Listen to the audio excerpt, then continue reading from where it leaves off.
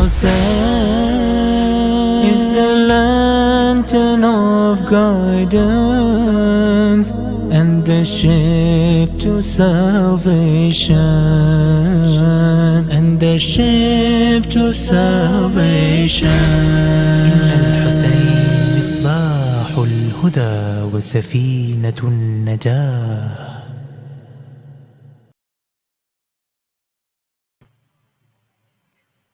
أعوذ بالله من الشيطان الرجيم بسم الله الرحمن الرحيم. Assalamu alaikum wa rahmatullahi wa barakatuh to our dear brothers and sisters from all over the globe.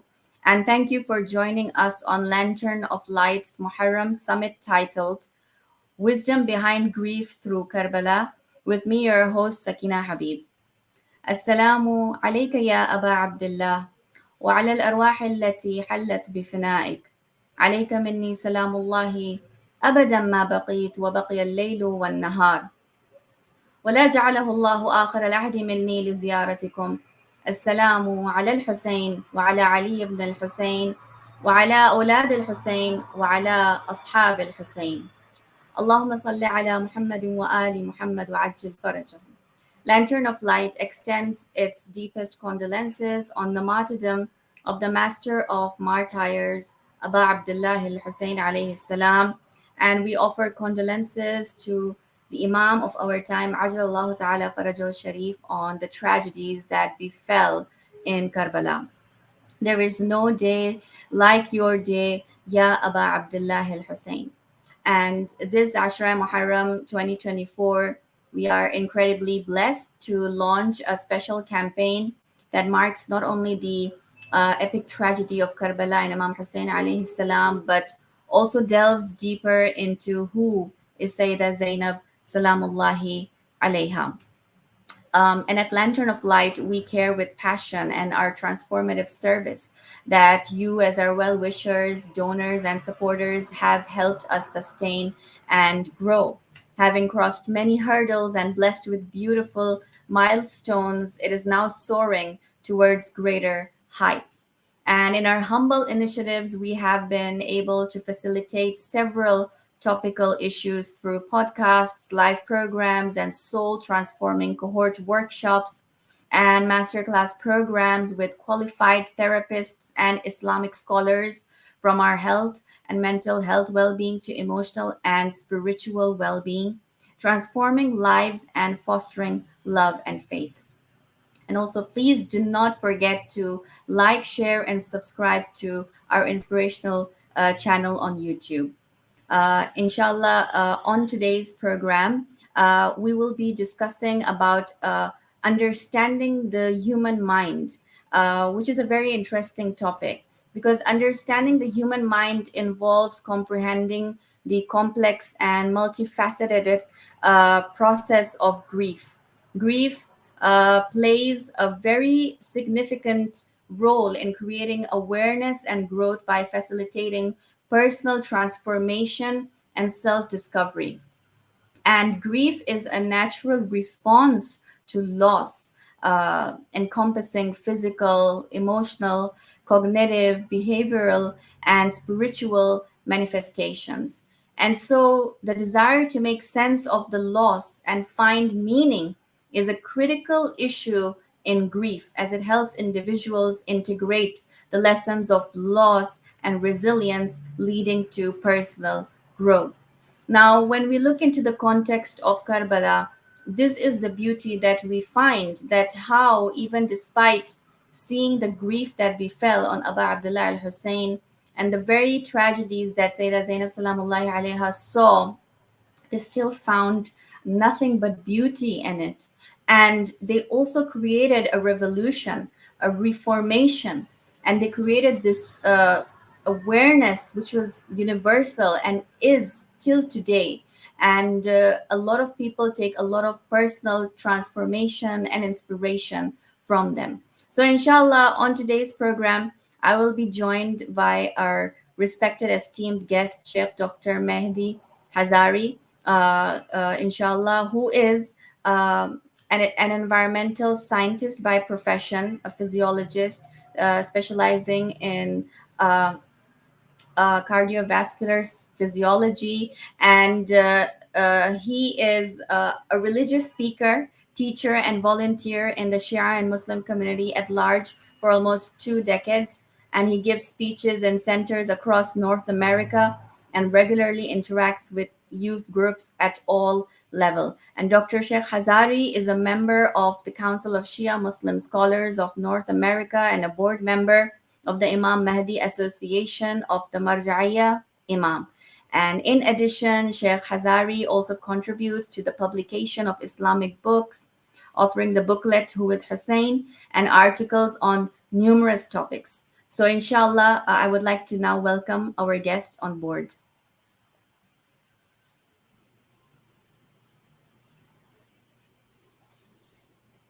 Assalamu Assalam. alaikum.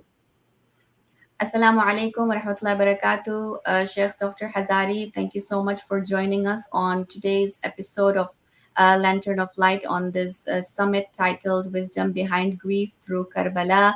And I would like to offer my condolences to you during these ayyam of Azadari. Inshallah, may Allah subhanahu wa ta'ala accept all your hajats and du'as and our Azadari, inshallah.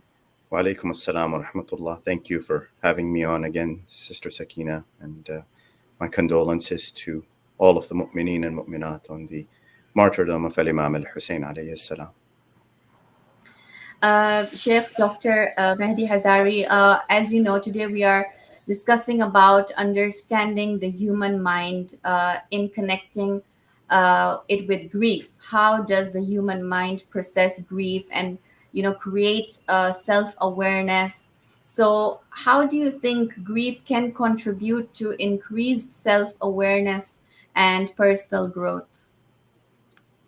Bismillah ar-Rahman ar-Rahim. So it is a very big topic, and certainly human beings as a whole, as a creation of Allah, are very complex. So it's not so simple to say that it is one thing or another.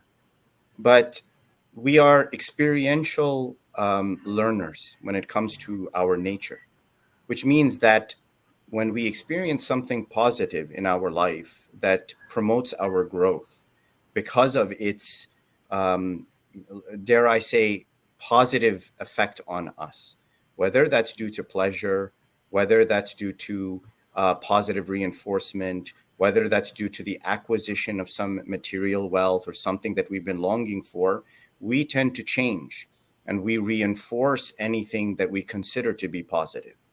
On the other hand, when something happens to us that is negative, we seldom think about it as positive in the sense of our growth, the loss of a loved one, trials and calamities in life in which something is taken away from us, or God forbid, something is damaged or pain is caused in some way.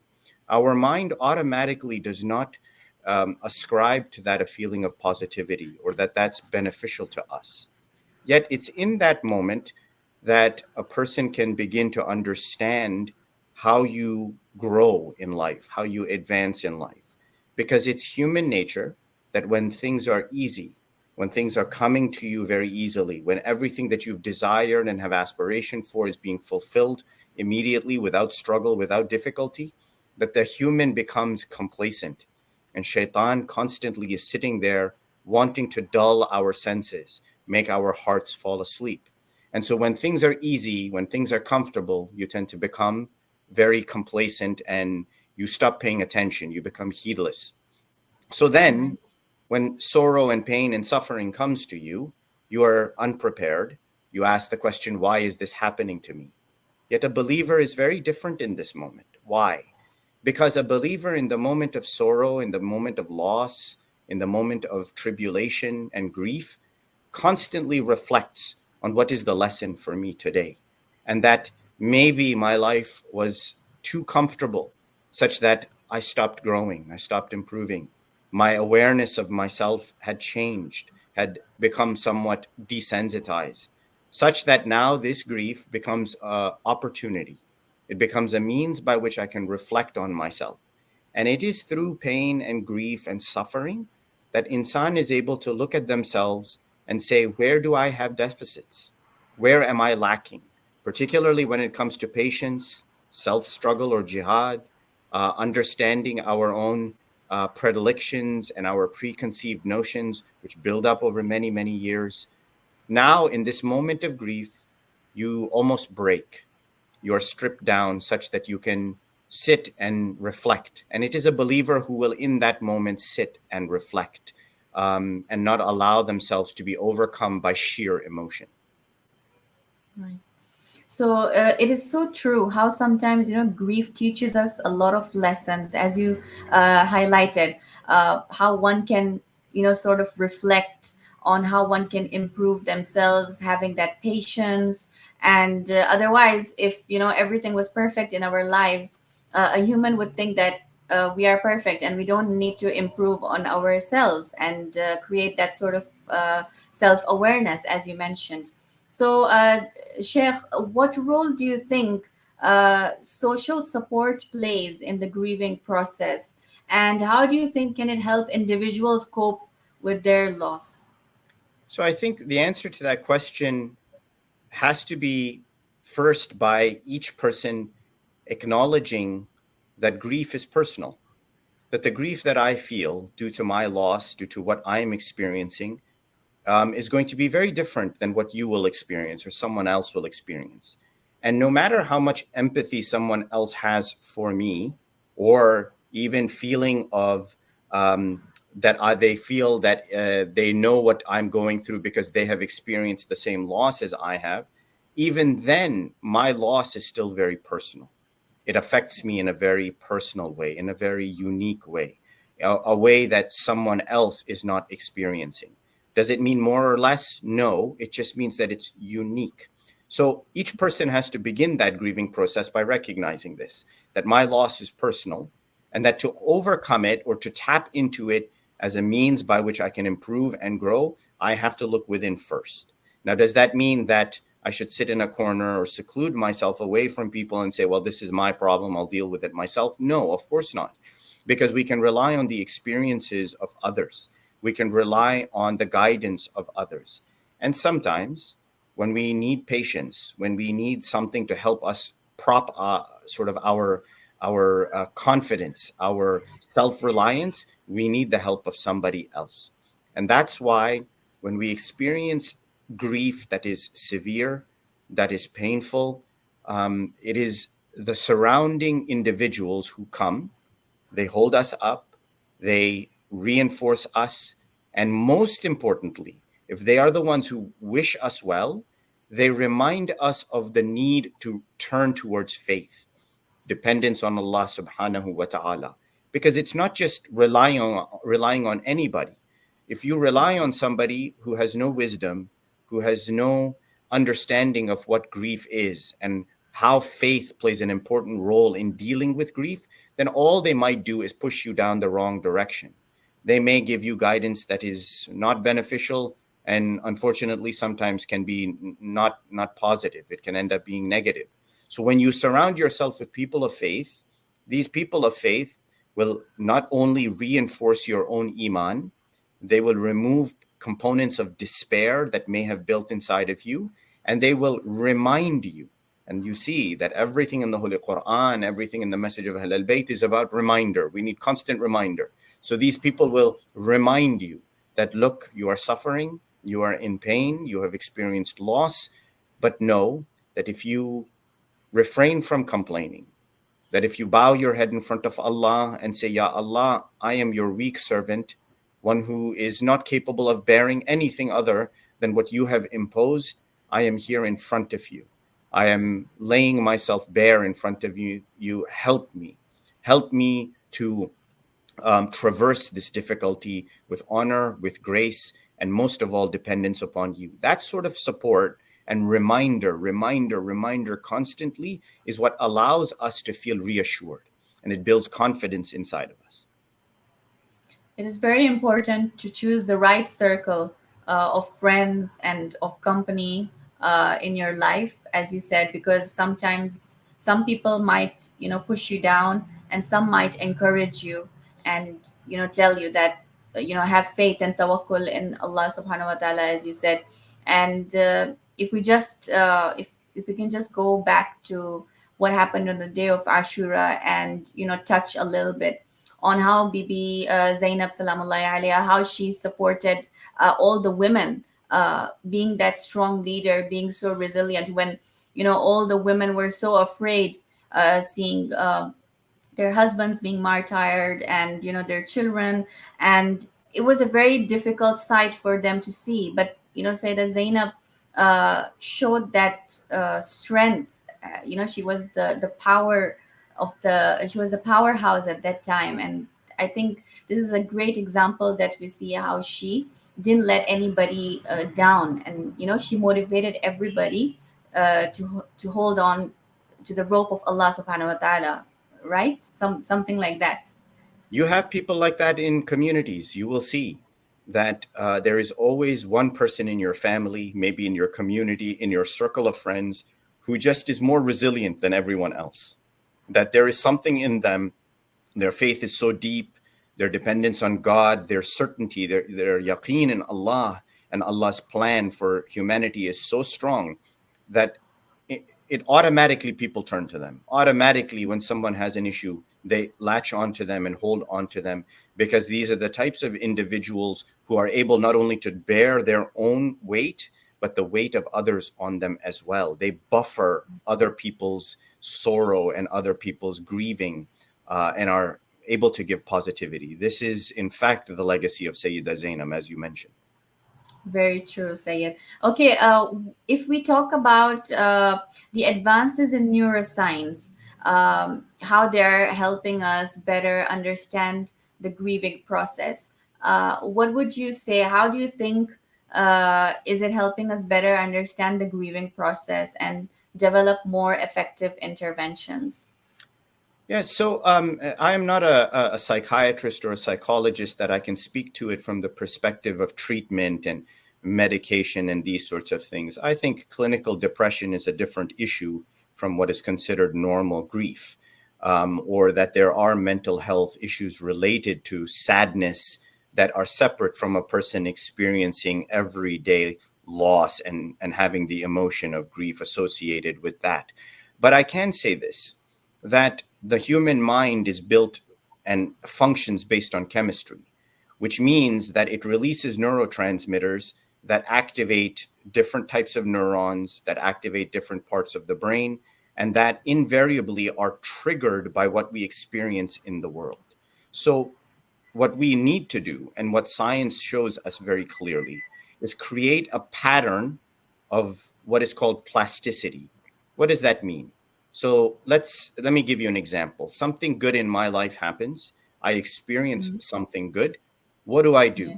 I go and I immediately make it a habit that every time anything good happens in my life, whether it is minuscule or big, I make it a habit that the next morning I will get up for Salatul Layl. I make it a habit such Yeah. that anytime anything good happens, the thought in my mind is triggered automatically that tomorrow morning I need to get up for Salatul Layl. The same That thing is, goes for sorrow, that if you have yeah. sorrow and you experience even a small minuscule loss, or there's a setback in life, what is it the very next thing that is triggered in the mind? Usually when we have loss, when we have something that causes us grief, the very next thought in our mind is despair. It is a Yeah. loss of hope in Allah. It is the feeling that there is something is taken away from us or is going to happen that is bad. We have lost control of life, and the future is uncertain.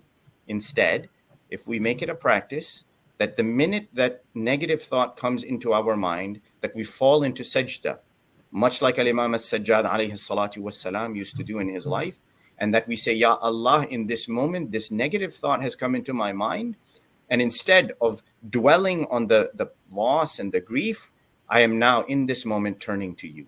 And I am saying, Ya Allah, I am helpless. You are the only one who can give me a solution and guide me to the right path. Make that a habit. Or you've experienced a loss and a grief, open the Holy Quran in that moment. Today, there's no excuse. Your phones have Quran on them, and read one page of Quran immediately in that moment of grief.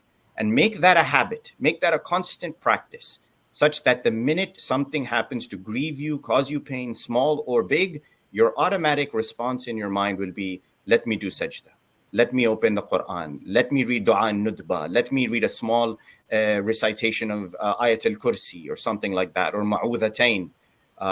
And you will find that the chemistry in your mind automatically will become changed. Science is showing this, that we are triggered creatures, and we are creatures of habit that develop patterns in everyday life. Mashallah, thank you so much for sharing that. That's actually so true, because the way we react to the negative situations is quite the opposite of when something good happens. And, we start blaming Allah subhanahu wa ta'ala, and we start blaming ourselves and sometimes our family members that, oh, something bad happened to me, it's because of you. And usually in the, Asian communities, in the Desi families, people then start bringing up some superstitious stuff, which is not right as well. And they say, oh, because you did like that, so that's why something bad is happening. And a very beautiful example that you've presented is of Imam Zain al-Abidin alayhi salam, that how even despite all the afflictions that used to take place, the hardships, he used to remember Allah even more, and he used to do more sajda. And I want to shed more light on this by asking you that how do you think grief can impact an individual's long-term mental, physical health, particularly if the grief is prolonged or complicated?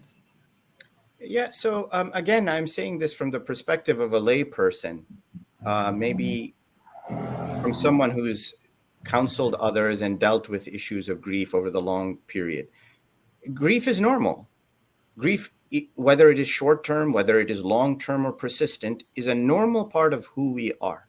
If you experience a profound loss, you lose a parent, God forbid, or another calamity that has occurred that is unparalleled in your life, it is normal to feel grief, not just for 1 month, not just for 6 months, not just for a year, but for years to come, you will feel grief.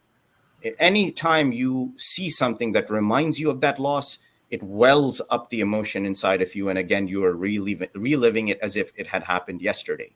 That's normal. I don't think that we should be trying to stop that. I don't think that we should be trying to say, when will the grief stop? When will I stop being sad? No, being sad is okay. It keeps us grounded. It makes us humble. It keeps us connected to that thing that we lost, and it prevents us from becoming complacent.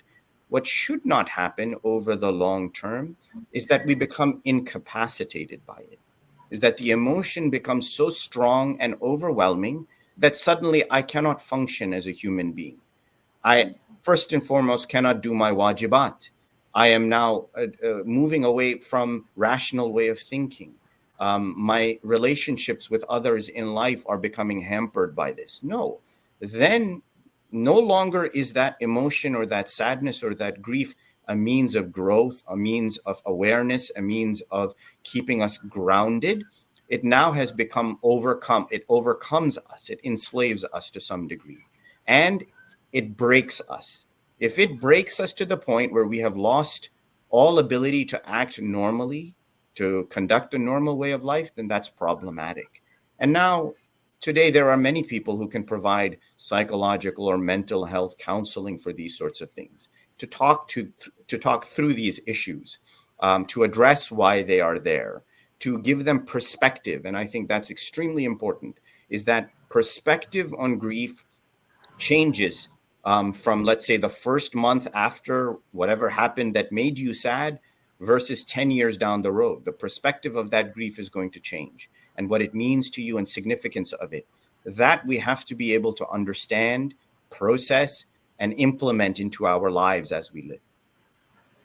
Right. Sheikh, have you seen instances where people found meaning in their loss, leading to a more positive outcome, especially if we connect it to the context of Karbala, for example, the role that Sayyidah Zainab salamullahi alayha, for instance, played? Of course.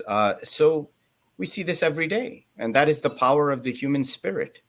That whatever we lost, especially if it was meaningful, especially if it was something that we put great value in for us, that created positivity inside of us, When it is taken away from us, especially when suddenly rent away from us, we immediately feel the vacuum in our lives, meaning there is a hole suddenly where that thing used to be.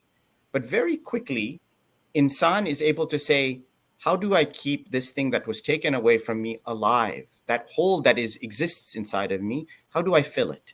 What do I do now in that empty space that exists inside of my life?